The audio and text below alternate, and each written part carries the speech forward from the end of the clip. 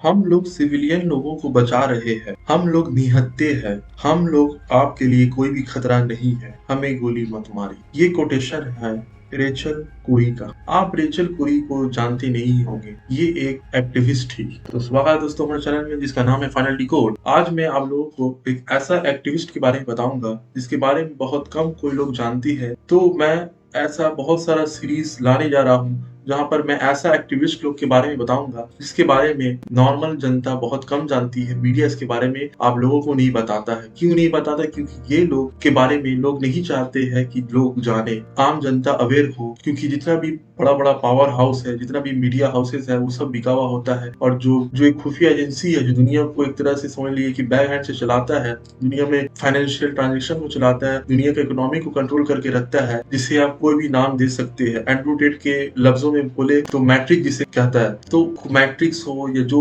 दुनिया का एक तबका है जिसे आप लोग जानते नहीं है, जो दुनिया को गुलाम बना के रखना चाहता है, दुनिया को गुलाम बनाए हुए रखा हुआ है, तो ऐसा ताकत नहीं चाहता है कि लोग अवेयर हो। तो वो क्या करता है, मीडिया का थ्रू अपना बात लोगों को बताता है, भले वो सही हो या गलत हो, और लोग उसे मान लेते हैं। तो मैं आज एक एक्टिविस्ट के बारे में बताऊंगा जिसका नाम था रेचल कोरी। ये कौन रेचल कोरी थी जिसके बारे में आज लोग जानते हैं? देखिए, रेचल कोरी का जन्म 10 अप्रैल 1979 में Olympia Washington, United state of America में जन्म हुआ था। इसका 3 भाई बहन था जिसमें से ये सबसे छोटी थी। इसका जो फादर है जिसका नाम था क्रेग कोरी, एक इंश्योरेंस एग्जीक्यूटिव थे, और इनकी माता का नाम किंडी कोरी था। इन लोगों का फैमिली एक लिबरल फैमिली था, एक average American political economically conservative middle class family था। तो इन लोग घर में हमेशा से आजादी था, पॉलिटिकली आप बात कर सकते हैं, अपना फील्ड चूज कर सकते हैं। तो रेचल भी इसी फैमिली में बड़ी होती है।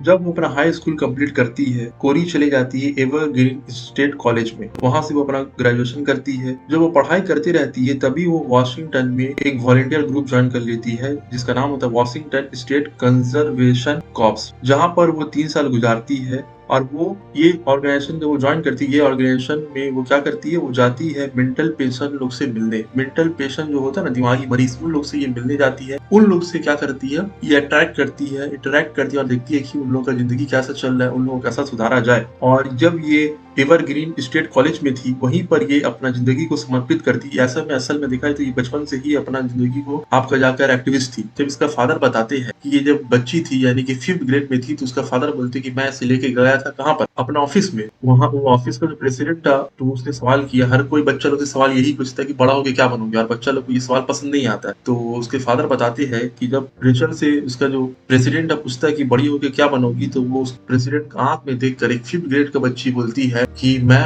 तो पोएट हूँ। ये भी नहीं बोलती मुझे पोएट बनना है, मैं पोएट हूँ। तो ऐसा थी ये बच्ची। और 1989 में children press conference Washington state capital में एक कॉन्फ्रेंस हुआ था, जहां पर ये दूसरे बच्चों को इंस्पायर करती है और दूसरा बच्चों के बारे में बात करती है और बताती है कि जो बाकी बच्चे हैं उन लोगों का ड्रीम हमारा ड्रीम है, हमारा ड्रीम उन लोगों का ड्रीम है, हमें उन लोगों का ड्रीम को पूरा करना चाहिए। यानी कि ऐसा बच्चा लोग जो इकोनॉमिकली बैकवर्ड है, जिनको सपोर्ट नहीं मिलता, इन लोगों के बारे में बात कर रही थी। तो अब हम लोग आते हैं इसके लाइफ के ऊपर। ये तो उसका जिंदगी के बारे में बेसिक कुछ इंटरेस्टिंग फैक्ट्स था जो मैंने बता दिया। तो जब ये एवरग्रीन स्टेट कॉलेज में थी, तो वहां पर इसने पीस एक्टिविस्ट के तौर पे अपने आप को कमिट कर दी कि मुझे एक पीस एक्टिविस्ट बनना है। तो बहुत सारा पीस इवेंट वो ज्वाइन कर ली। Olympian for peace and solidarity, ये एक लोकल ग्रुप था, उसे ज्वाइन की। फिर बाद में ऐसे ही बहुत सारा पीस ग्रुप के साथ काम करते रही। बाद में ये इंटरनेशनल सॉलिडेरिटी मूवमेंट, जिसे शॉर्ट में ISM कहा जाता है, इस ऑर्गेनाइजेशन को ज्वाइन कर लेती है और हाथ से इसका जिंदगी बहुत बदल जाता है। ये ISM जो था, इंटरनेशनल सॉलिडेरिटी मूवमेंट, ये एक ऑर्गेनाइजेशन था जिसका मकसद था जो पैलेस्टाइन में जो इसराइली आर्मी लोग जो है, खासकर वेस्ट बैंक और गाजा ट्रिप में जो घर है जिसे इलीगली उन लोग डिमोलिश करते हैं, वो घर को बचाना, पैलेस्टीनियन लोगों का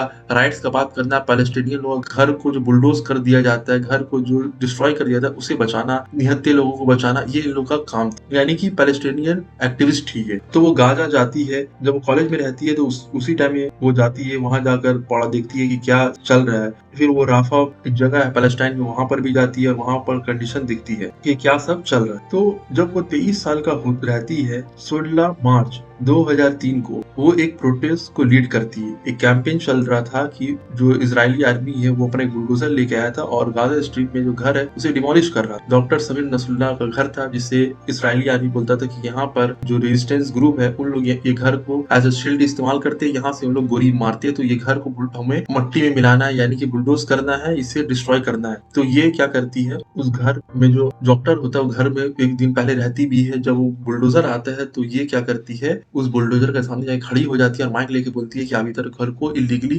बुलडोज नहीं कर सकते, इसे पीछे हटिए। लेकिन वो जो आर्मी पर्सनल होता है जो बुलडोजर चलाता है वो उसका बात को नजरअंदाज करता है और उसके ऊपर बुलडोजर चलाकर चढ़ जाता है। तब उसको बाकी सब एक्टिविस्ट लोग आते हैं उसे बचाने के लिए, तो बुलडोजर पीछे फिर हटता है और उसे फिर पूरा कुचल देता है। उसे संग संग बगल का हॉस्पिटल में ले जाया जाता है, लेकिन तब तक उसका अवस्था बहुत खराब होता रहता है। थोड़ा देर में ही उसका मौत हो जाता है। तो जब उसका मौत हो जाता है ये रेचल का, तो उसके फादर और मदर जो है इसराइल के ऊपर एक सिविल लॉसूट फाइल कर देते हैं कि ये लोग जानबूझकर मेरा बेटी के ऊपर बुलडोजर चलाए हैं। तो जो इसराइली डिफेंस फोर्स है जो बुलडोजर चलाया था, बोला गया कि इन लोग जानबूझकर मेरे बेटी को मारे हैं। लेकिन ये लॉ कोर्ट में जो लॉ सूट जो चल रहा था, तो हाइफा का जो जज है उसने ये लॉ सूट को 2012 में रिजेक्ट कर दिया और बोला कि ये जो ड्राइवर था जो बुलडोजर चला रहा था इसमें उसका कोई गलती नहीं है। ये राफा जो गाँव था ये पर ये जो इलीगली लोग रह रहे थे, हम लोग को इसे डिस्ट्रॉय करना था। ये एक कॉम्बैट एक्टिविटी था, मतलब इसराइली आर्मी लोग का एक जरूरी काम था जिसे ये अड़ंगा लगा रही थी, यानी कि बीच में बाधा दे रही थी। हम लोग ने फिर भी इसे नहीं मारा, हम लोग तो इसे देखा ही नहीं, जो हमारा जो ड्राइवर था उसने इसे देखा ही नहीं और अनफॉर्चुनेटली इसे कुचल दिया। ये तो समझ लिया हर कोई बहाना मारते ही है, तो ये भी बोला कि हम लोग ने देखा नहीं तो इसे मार दिया गया। तो बोल दिया कि ड्राइवर का कोई भी फॉल्ट नहीं था और पूरा तरीके से क्लीन चिट दे दिया गया और बोला गया कि ये जो इसराइली आर्मी है, ना ही इसराइली आर्मी ना ही इसराइल इसके लिए कोई दायित्व तो है, लियाबल नहीं है। और ये बोला कि ये आप जब कॉम्बैट ऑपरेशन चलता है तो कोई भी रहता है तो वहां पर वो तो ऐसा इवेंट होना स्वाभाविक है, तो आप लोगों को कॉम्बैट ऑपरेशन से दूर होना चाहिए। तो क्या ये सच में कॉम्बैट ऑपरेशन था? तो वो आप लोग सब जानते ही कोई कॉम्बैट ऑपरेशन नहीं था। तो इसने बहादुरी दिखाया और ये समझ लीजिए कि पैलेस्टाइनियन लोगों के लिए मटायर का दर्जा हासिल कर लेती है और इसे एक as a symbol of resistance के तौर पे देखा जाता है। इसके मरने का बाद इसके माता पिता भी हिम्मत नहीं हारते और आज तक भी पैलेस्टाइनियन लोगों का मदद करते हैं। अभी भी रिसेंट उन लोग का इंटरव्यू आया था क्योंकि अभी जो हालात और जो इवेंट चल रहा है पैलेस्टाइन में वो सब आपको पता ही है, तो उनके फादर और मदर भी इसी दौरान आते हैं और इसके बारे में बताते हैं और बोलते हैं कि आप लोगों को लगता है कि ये जो इवेंट चल रहा है ये 7 अक्टूबर से शुरू हुआ, लेकिन ऐसा नहीं है। ये 70-80 साल से ये इवेंट चल रहा है, ये कोई आज का पहला बार ऐसा नहीं हुआ है। क्योंकि ये जो उसका जो बेटी का साथ हुआ था ये 2003 में हुआ था, लेकिन इसके माँ बाप आज भी पैलेस्टाइनियन लोगों कॉज के लिए सपोर्ट करते हैं। तो 2010 में पैलेस्टाइनियन लोगों ने